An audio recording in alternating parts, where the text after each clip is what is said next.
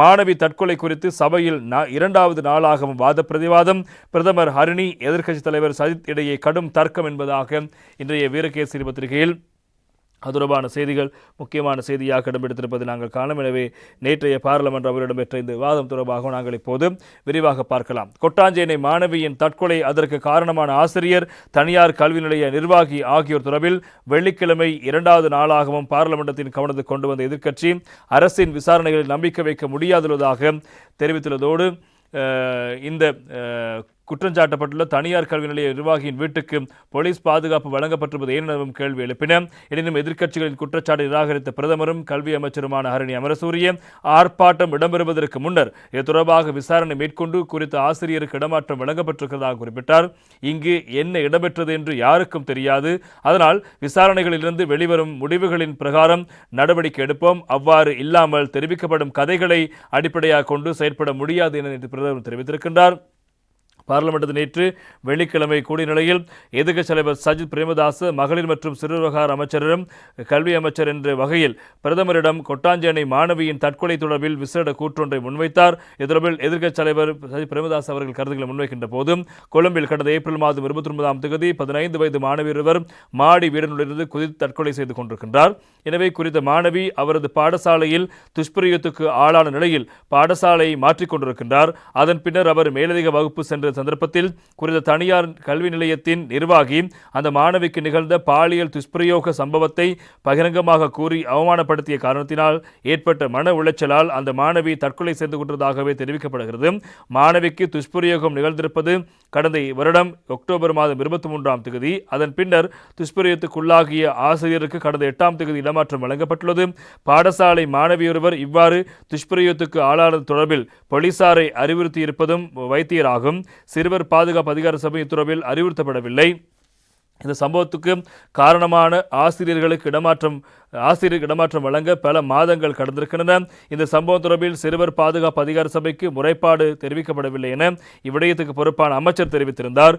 இவ்வாறான சம்பவம் இடம்பெற்றால் முறைப்பாடு தெரிவிக்கப்படும் வரை பார்த்து கொண்டிருக்காமல் சிறுவர் பாதுகாப்பு அதிகார சபை மற்றும் சட்டம் ஒழுங்கு பாதுகாப்பு அமைச்சு இணைந்து உடனடியாக நடவடிக்கை எடுக்க முடியும் என ஒரு முறையை ஏற்படுத்த வேண்டும்.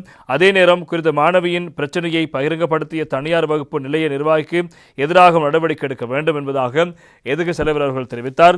இதற்கு பிரதமரும் கல்வி அமைச்சருமான ஹரிணி அமரசூரிய பேரளிக்கையில் இந்த சம்பவம் தொடர்பில் நாங்கள் மிகவும் அவதானமாகவே தலையிட்டு வருகின்றோம். இச்சம்பவத்தின் ஆரம்பம் தொடர்பில் சரியான முறைப்பாடு தெரிவிக்கப்படவில்லை. அத்தொடர்பாக பாடசாலை அதிபரிடம் எழுத்து மூலமான விவரம் கோரியிருந்தோம். சம்பவம் தொடர்பில் தற்போது விசாரணை இடம்பெற்று வருகிறது என்பதாக தெரிவித்தார். அதனைத் தொடர்ந்து எழுந்த ஐக்கிய மக்கள் சக்தியினுடைய எம்பி ஆஜிபி பெரேரா அவர்கள் இந்த மாணவிக்கு இடம்பெற்ற இந்த சம்பவம் தொடர்பில் சிறுவர் பாதுகாப்பு அதிகார சபையில் முறைப்பாடு தெரிவிக்கவில்லை என விடயத்துக்கு பொறுப்பான அமைச்சர் தெரிவிப்பதை ஏற்றுக்கொள்ள முடியாது. இத்தொடர்பில் சமூக வலைதளங்களில் பலரும் கருத்துக்களை தெரிவித்து வருகின்றார்கள். இவ்வாறான ஒரு சம்பவம் இடம்பெற்றுள்ளதாக தகவல் கிடைத்தவுடன் அது தொடர்பில் உடனடியாக நடவடிக்கை எடுப்பதற்கு சிறுவர் பாதுகாப்பு அதிகார சபை மற்றும் போலீசாருக்கு உரிமை இருக்கிறது. அதே நேரம் விசாரணைகளை மேற்கொள்ளும் போது பாதிக்கப்பட்டவர்களுக்கு அநீதி ஏற்படும் வகையில் செயற்படக்கூடாது என கேட்டுக்கொள்கிறதாக தெரிவித்தார். அதனைத் தொடர்ந்து எழுந்த சபை முதல்வர் அமைச்சர் பிமல் ரத்நாயக் அவர்கள் சம்பவம் தொடர்பில் முறைப்பாடு வரும் வரை அமைச்சர் சரோஜா போல்ராஜ் பார்த்து கொண்டிருக்கவில்லை. சம்பவம் தொடர்பில் கேள்விப்பட்டவுடன் போலீஸ் பொறுப்பதிகாரியோடு தொடர்பு கொண்டு இது தொடர்பில் விசாரணை மேற்கொள்ளுமாறு தெரிவித்திருக்கின்றார். முறைப்பாடு ஒன்றை முன்வைத்திருந்தால் அது விசாரணைக்கு உதவும் என்ற அர்த்தத்திலேயே அவர் தெரிவித்ததாக என்னிடம் கூறியிருக்கின்றார்.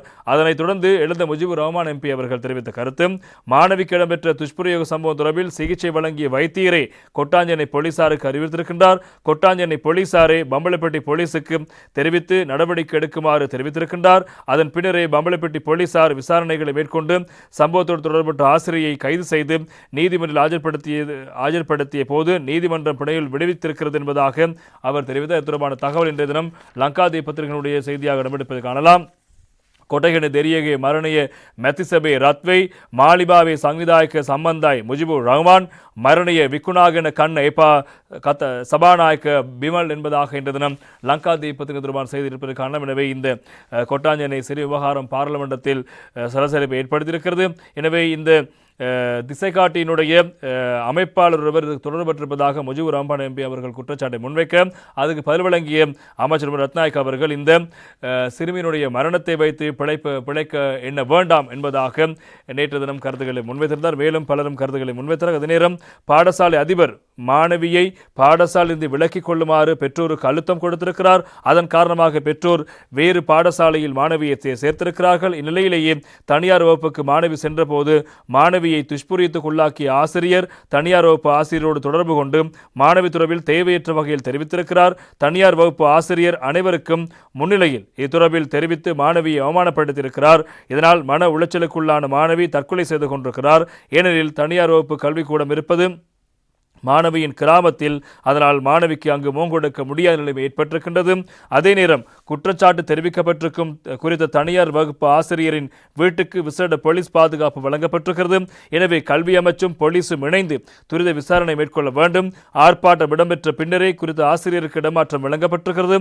அதனால் இந்த விசாரணை நீதியாக இடம்பெறுமா என்ற சந்தேகம் இருக்கிறது என்பதாக முஜிபுர் ரஹ்மான் அவர்கள் தெரிவித்தார்.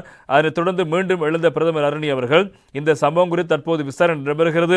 அதே நேரம் ஆர்ப்பாட்டம் இடம்பெறுவதற்கு முன்னர் இது தொடர்பாக விசாரணை மேற்கொண்டு குறித்த ஆசிரியருக்கு இடமாற்றம் வழங்கப்பட்டிருக்கிறது. இங்கு என்ன நடக்கிறது என்பது யாருக்கும் தெரியாது. அதனால் விசாரணைகளிலிருந்து வெளிவரும் முடிவுகளின் பிரகாரம் நடவடிக்கை எடுப்போம். அவ்வாறு இல்லாமல் தெரிவிக்கப்படும் கதைகளை அடிப்படையாக கொண்டு செயற்பட முடியாது. அனைத்து தரப்பினரையும் கருத்தில் கொண்டே இத்தொடர்பில் நடவடிக்கை எடுக்க வேண்டியிருப்பதாக தெரிவித்தார். அதைத் தொடர்ந்து எதிர்க்கட்சி எம்பி ரோஹிணி கவிரத்ன அவர்கள் கருத்துக்களை முன்வைக்கும் போது சபாநாயகர் அதற்கு இடமளிக்க முடியாது என தெரிவித்ததால் சபையில் கடும் தர்க்கம் ஏற்பட்டது. இதன்போது எழுந்த சபை முதல்வர் அமைச்சர் விமல் ரத்நாயக்க இந்த விடயம் தொடர்பில் எதிர்க்கட்சி தலைவர் கருத்து தெரிவித்தார். அதற்கு பிரதமர் பதிலளித்தார். அதைத் தொடர்ந்து முஜிபுர் ரஹ்மான் உரையாற்றினார். அதனால் தொடர்ந்து இவர்களுக்கு கருத்து தெரிவிக்க இடமளிக்க கூடாது, அவ்வாறு இருந்தால் அரசரப்புக்கு உரையாற்ற இடமளிக்க வேண்டும் என்பதாக தெரிவித்தார். அதைத் தொடர்ந்து சபாநாயகர் இந்த சபையை நானே வழிநடத்துகிறேன், அதனால் சொல்வதை கேட்டு அனைவரும் ஆசனங்களில் அமருங்கள், தொடர்ந்து தொடர்பாக கதைப்பதற்கு இடமளிக்க முடியாது என தெரிவித்து மாணவி தொடர்பான வாத பிரதிவாதத்தை முடிவு கொண்டு வந்த விவகாரங்கள் முக்கியமாக இருப்பதற்கான